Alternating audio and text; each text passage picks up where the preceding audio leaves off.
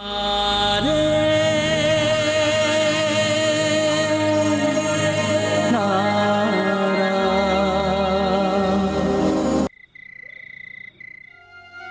இந்த முடிவால நான் ரொம்ப சந்தோஷமா இருக்கேன்.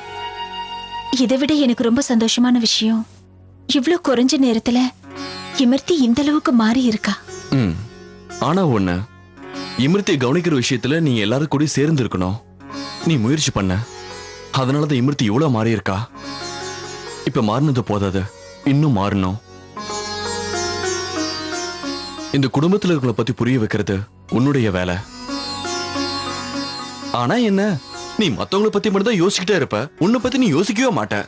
இப்ப நீ ஒண்ணு பண்ண, சீக்கிரமா கொஞ்சம் கண்ணை மூடு. ஏன்னா ஒரு சந்தோஷத்தை உனக்கு நான் காட்டணும். என்ன? நீ முதல்ல கண்ணை மூடு. சரி.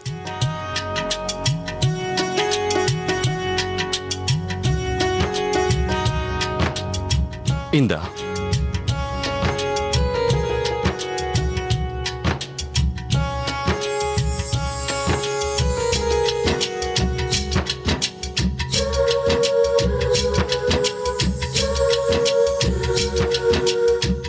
இது ரொம்ப அழகா இருக்கு.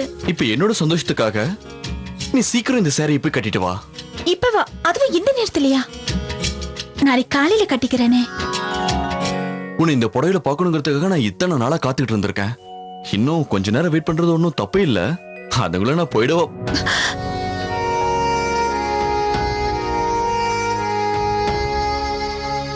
அபசகுணமா பேசாதீங்க. சரி, கட்டிட்டு வரேன். இத பிடிங்க.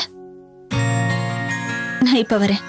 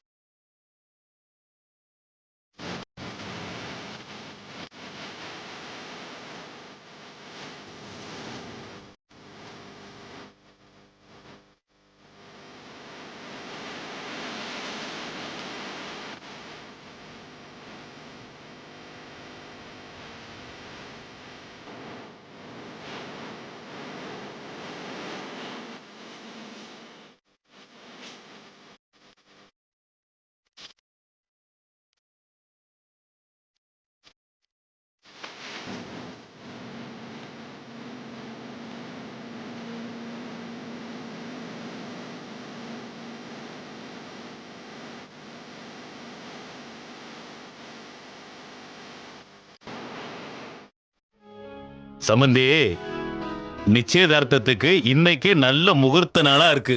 என்ன, இன்னைக்கே வா? இது உண்மையிலேயே ரொம்ப நல்ல விஷயம்.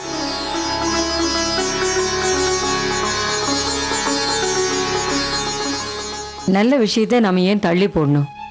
நாம இன்னைக்கே விவேக்குக்கும் இமர்த்திக்கும் நிச்சயத்தை பண்ணிடலாம்.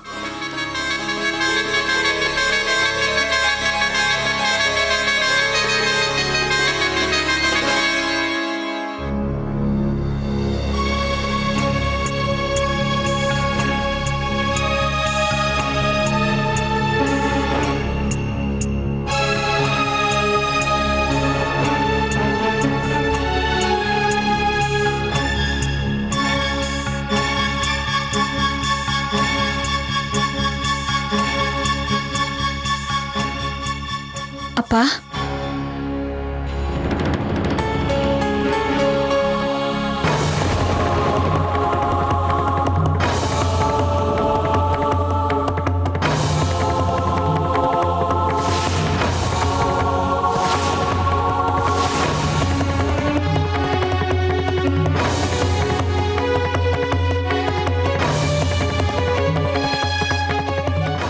இவ எதுக்கு இங்க வந்தா? நான் தான் விஷாக்காவை இங்க கூட்டிட்டு வந்தேன்ப்பா.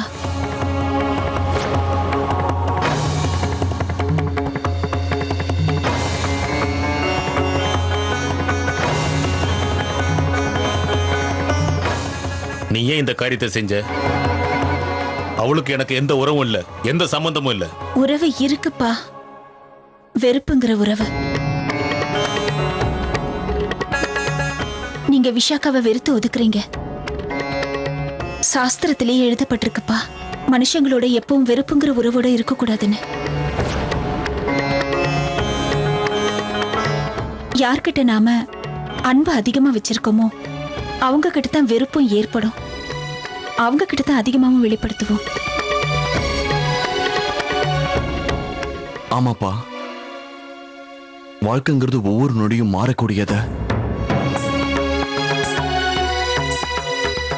நம்ம வாழ்க்கையில நாம என்ன மாற்றம் வருதோ அதை ஏத்துக்கணும்.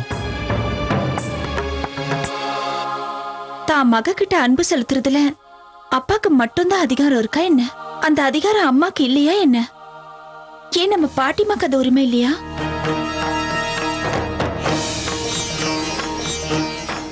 அம்மாவும் பாட்டிமாவும் சந்தோஷமா இருக்கணும்ல, அதை பாத்துக்க வேண்டியது உங்களோட கடமை இல்லையாப்பா?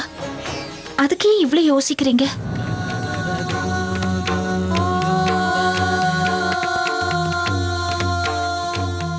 அப்பா, மகாபண்டிதர் குடும்பமே விஷாக்காவை மன்னிச்சாச்சு.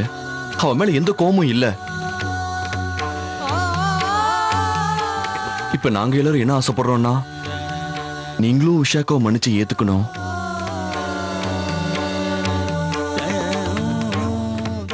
ஆமா சாஸ்திரி, தேவாவும் ராதிகாவும் சொல்றது சரிதான்.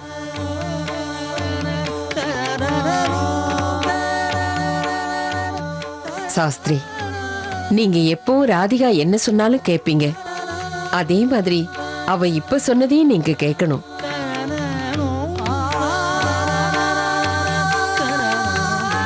சேஷு, சேஷு, ஒருத்தர் சொன்னா வேணா அது தப்பா இருக்கலாம், எல்லாருமே தப்பையா சொல்லிட்டு இருப்பாங்க. மகா பண்டிதர் குடும்பத்துல எல்லாருமே ராதிகா, தேவா மாப்பிள எல்லாருமே விஷாகாவை ஏத்துக்க சம்மதிக்கிறாங்கல்ல. இப்போவாவது கடவுளோட எண்ணம் என்னன்னு புரிஞ்சுக்க சேஷு. விஷாகாவை ஏத்துக்கோ.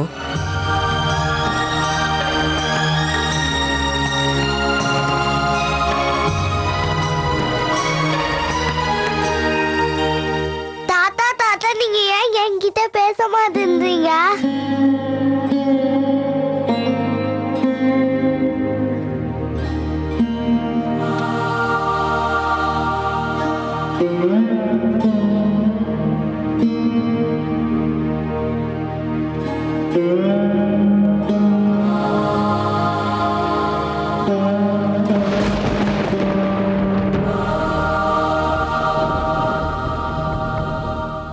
நான் ஏதாவது தப்பு பண்ணனா? இல்லம்மா, நீ எந்த தப்பு செய்யல. உங்க அம்மா செஞ்சதுதான் தப்பு.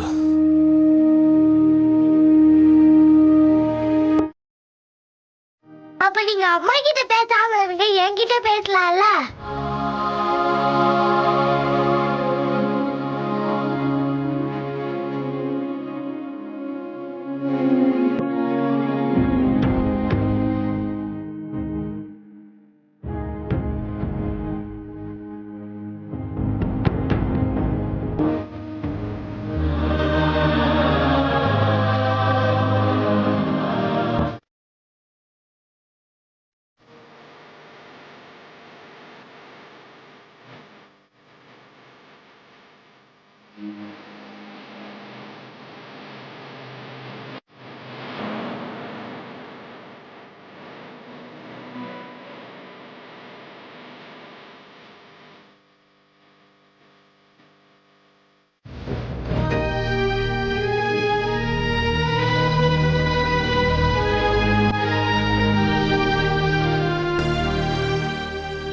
அப்பா, இவர்தான்ப்பா அஜய், விஷாக்காவோட புருஷன்.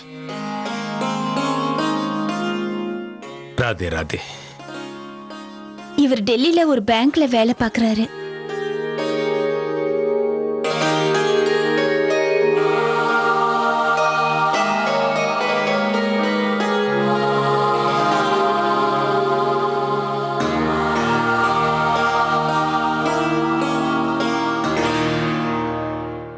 அப்பா, என் பொண்ணுக்கு என்ன பேர் வச்சிருக்கேன் தெரியுமா? ராதிகா பேர் தான் வச்சிருக்கேன்.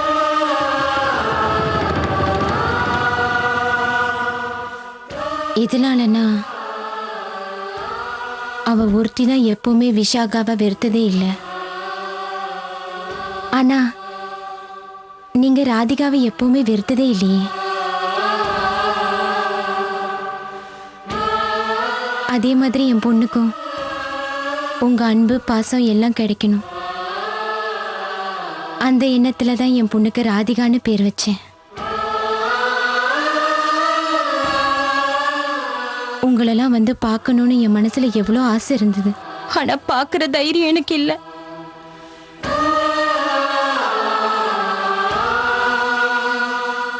எந்த முகத்தை வச்சுக்கிட்டு நான் உங்களை வந்து பார்ப்பேன்னு சொல்லுங்கப்பா.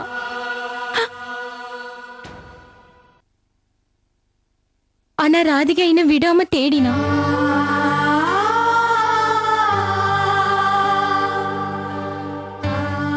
அப்பா, என்ன தயவு செஞ்சு மன்னிச்சிடுங்கப்பா, மன்னிச்சிடுங்க.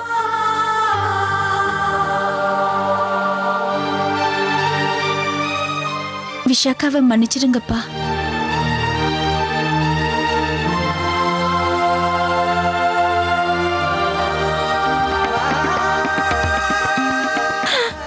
மன்னிச்சிடுங்கப்பா.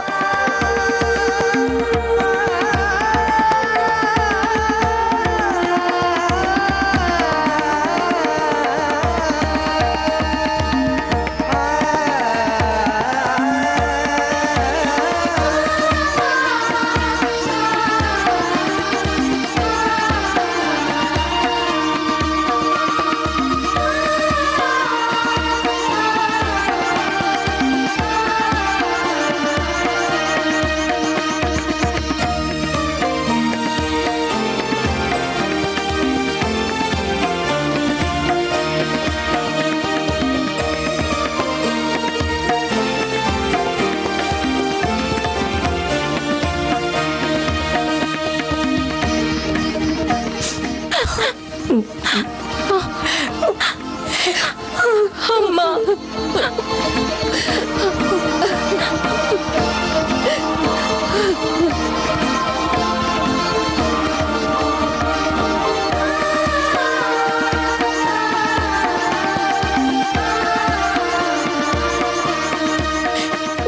நீதாம்மா காரணம். இது எல்லாத்துக்கும் நீதான். நீ நிரூபிச்சிட்டம்மா, நீ நல்லவ நிரூபிச்சிட்ட.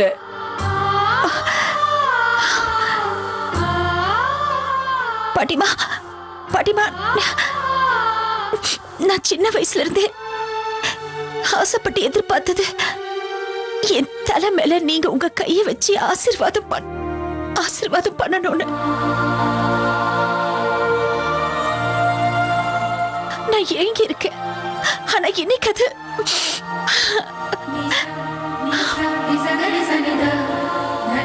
அடே, நான் உனக்கு ரொம்ப பாவம் பண்ணிருக்கேன்டா.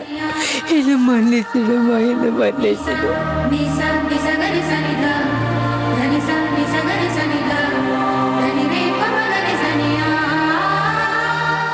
அடாதீங்க பாட்டிமா. என்ன நடந்துச்சோ அதை தயவு செஞ்சு மறந்துருங்க. இனிமே நடக்க போறது நல்லபடியாவே நடக்கும். எல்லாத்துக்கும் கண்ணன் தான் காரணம். இனிமே நாம எல்லாரும் சந்தோஷமா இருப்போம். ஆமாம்மா, நீ சொல்றது சரிதான்.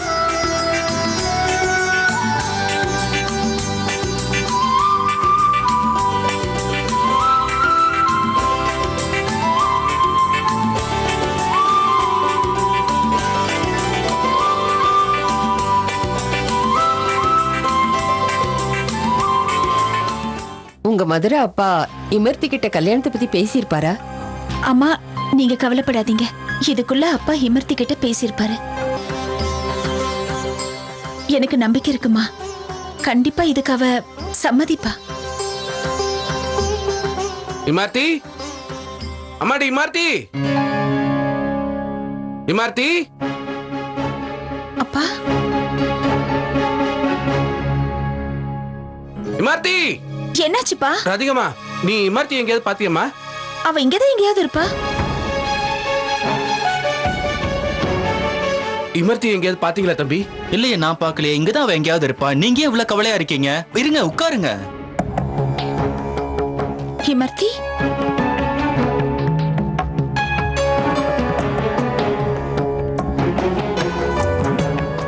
நிச்சயமா ஏதோ பிரச்சனைன்னு எனக்கு பயமா இருக்கு.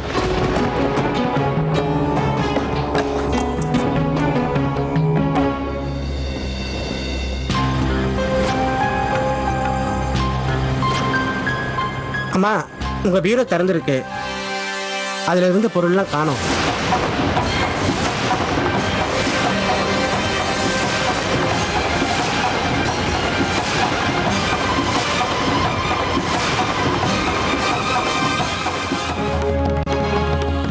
பாட்டிமா, அம்மா. என்னாச்சு?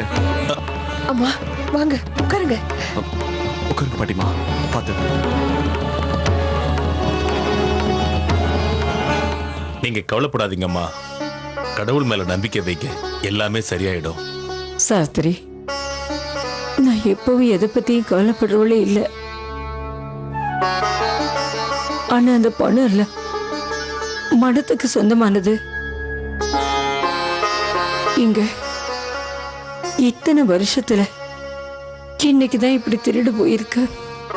பணம் மட்டும் போகல, நம்ம மேல இருந்த நம்பிக்கையும் போயிடுச்சு.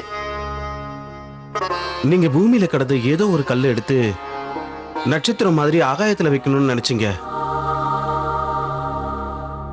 என்னதான் இருந்தாலும் கல்லு கல்லு தானே. ஆகாயத்துல கொஞ்ச நேரம் அதுவும் இருந்தது.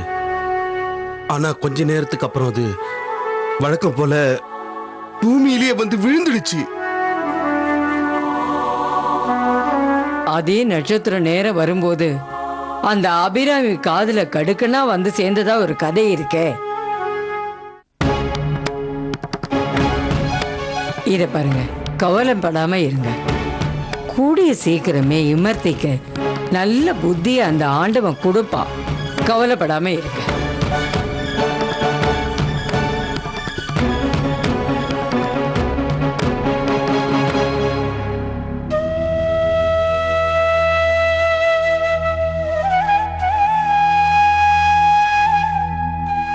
இன்னைக்கு பாட்டிமாக்கு கொடுத்த வாக்கை என்னால காப்பாத்த முடியல. என் சகோதரியை என்னால திருத்த முடியல.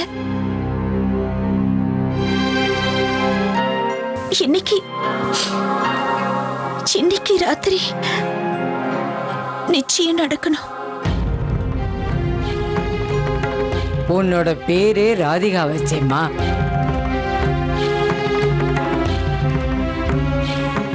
அந்த பேருக்கு என்ன அர்த்தம் தெரியுமா? யாரு கவலையோட இருந்தாலும் அவங்க கவலையை அது போகடிச்சிடும். இந்த விஷயத்துல எந்த வகையில பார்த்தாலும் உன் மேல தப்பே இல்லடா ராதிகா. நீ வேணா பார்த்துக்கிட்டே இரு. உன் கூட இத்தனை நாள் அவ வந்து இருந்தால, அவ தானா திரும்பி வருவா. அவளால உன்னை பிரிஞ்சு இருக்க முடியாது, நம்ம குடும்பத்தை பிரிஞ்சு இருக்க முடியாது.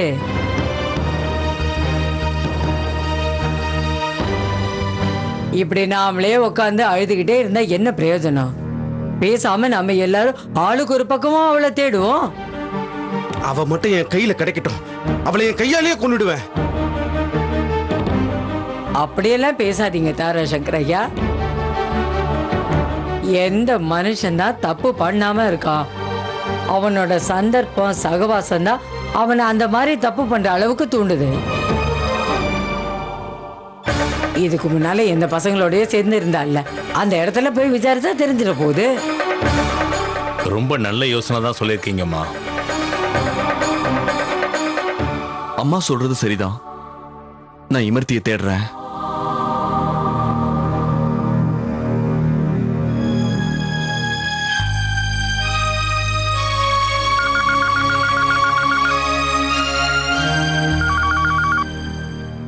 ஹலோ.